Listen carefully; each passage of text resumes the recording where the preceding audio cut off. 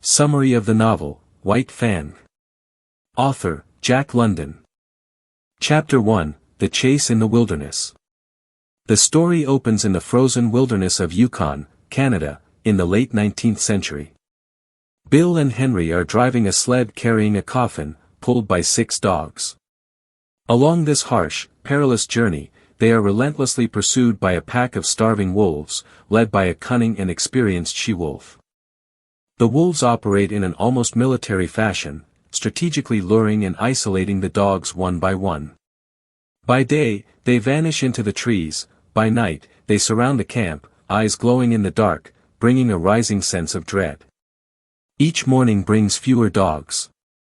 Bill and Henry grow increasingly desperate. Tension builds as fear gnaws at their courage.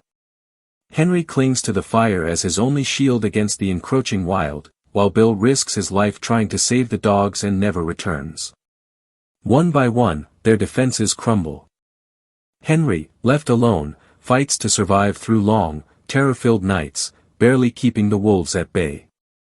As exhaustion and hopelessness set in, he prepares for death.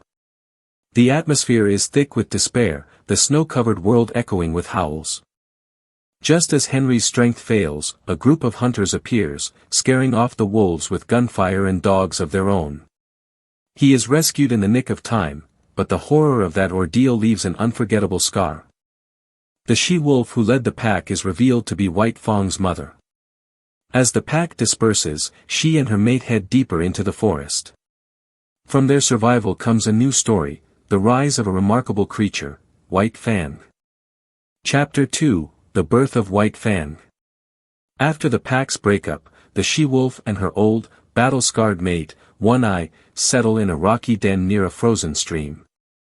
Harsh conditions and constant hunger shape their life. Amid this unforgiving landscape, she gives birth to a litter of cubs. Only one survives the brutal cold and hunger of the Yukon winter, White Fang. From his earliest days, he must fight to live, licking ice, chewing bones, learning the scent of danger. One Eye hunts for food and defends the den. White Fang shows curiosity and resilience from the start.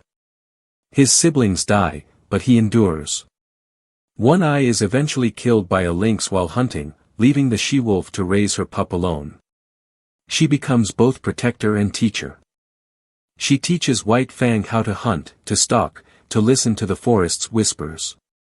Her sharp instincts and careful guidance mold him into a survivor. He learns to fear what he doesn't understand, and to attack what threatens. Her mothering is wise; she moves the cubs when danger nears, guards them fiercely, and never lets down her guard. Her strength and cleverness are White Fang's first example of leadership and cunning. These lessons become White Fang's foundation. The wild shapes his instincts, his alertness, and his will to live. He grows amid cold, hunger, and the looming threat of predators, his destiny etched into the snow. Chapter 3, Discovery of the World. When White Fang grows strong enough, he leaves the den to explore. The outside world is dazzling and dangerous. He faces threats from hawks and porcupines and suffers painful lessons with every misstep. His curiosity leads him to venture farther. Each injury teaches caution, every escape sharpens his instincts. With each day, he learns what it means to survive in a hostile world. The forest becomes both his teacher and his test. One day, while traveling with his mother, White Fang encounters humans for the first time. The she-wolf, once a domestic dog, recognizes her old master, Gray Beaver, and submits without resistance. White Fang is taken. There's an internal struggle in the she-wolf, between wildness and familiarity. Her instincts yield to memory, and she allows herself and her pup to be captured. White Fang's wild freedom ends. He is thrust into a world of rules, voices, and boundaries. No longer driven by instinct alone, he must learn submission and restraint.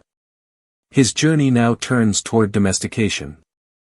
Thrown from wilderness into a human camp, White Fang begins a new phase of life, one where his strength must adapt to a new hierarchy, where survival means obeying instead of attacking. Chapter 4, White Fang and the Native Camp. At the Native American camp, Gray Beaver names the wolf pup White Fang and begins training him to become a sled dog. However, this new environment is no less cruel than the wild. Other dogs, especially Lip Lip, constantly bully, isolate, and attack him. White Fang must brace himself every day just to endure.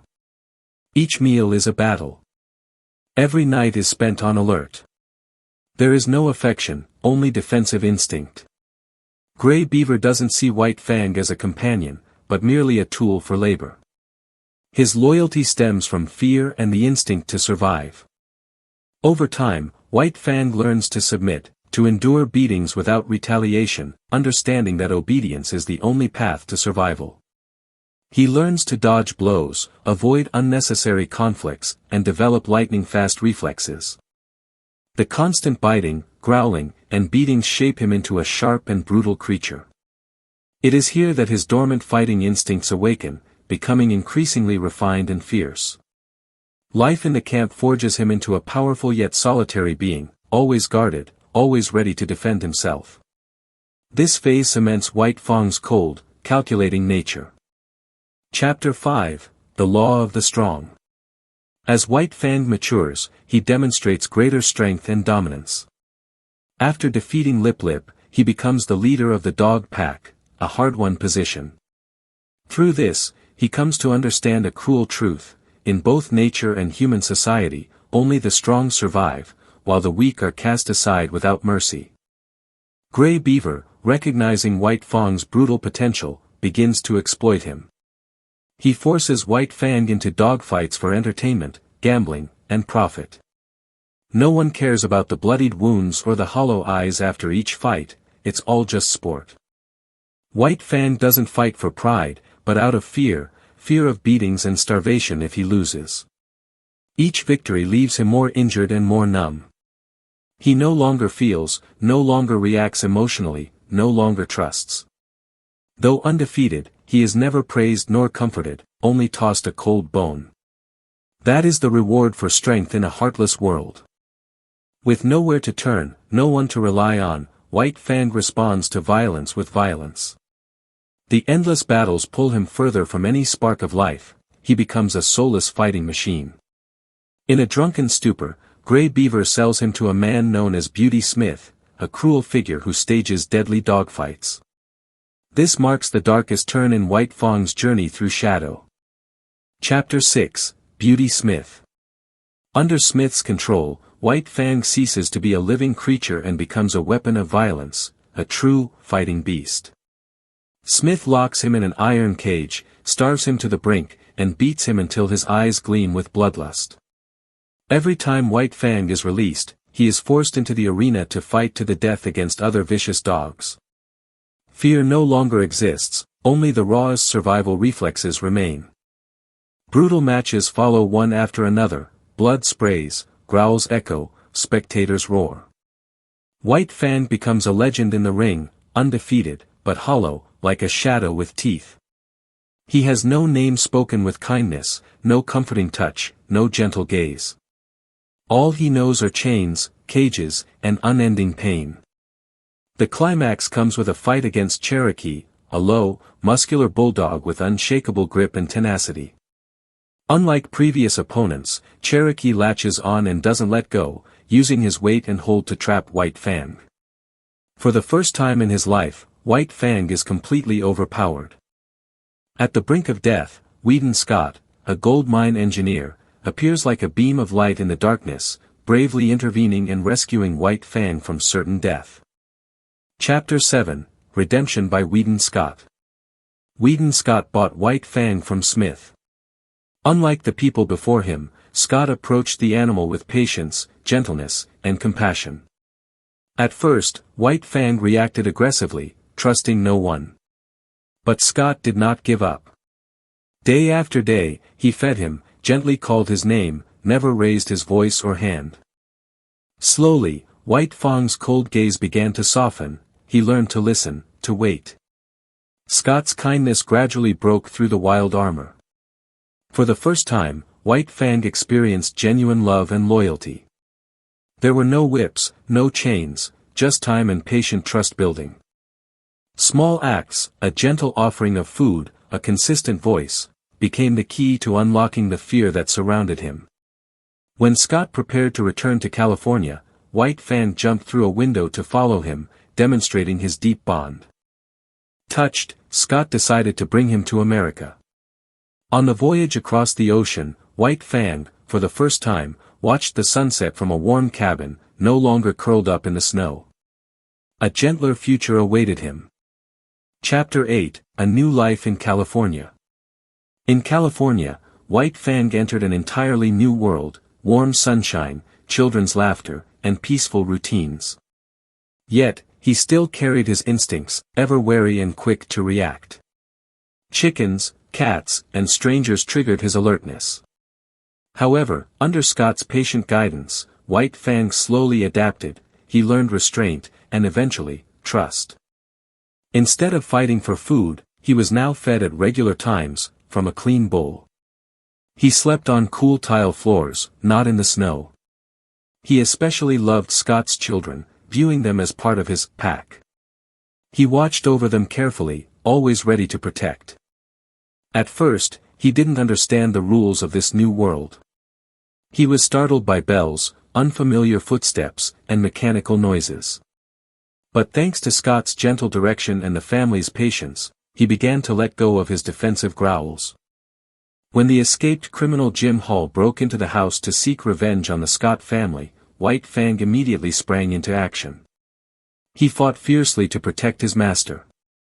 Though gravely injured, he successfully prevented a tragedy. Chapter 9, The Journey to Wholeness. Under the gentle golden sunlight of California, White Fang lay resting beside his young pups. His journey, from the frozen wilderness to a warm home, had come full circle. From a hunted beast, used and turned into a weapon, he had become a symbol of renewal and love. No longer afraid, no longer growling, his eyes now held softness, his heart loyal, and his spirit healed.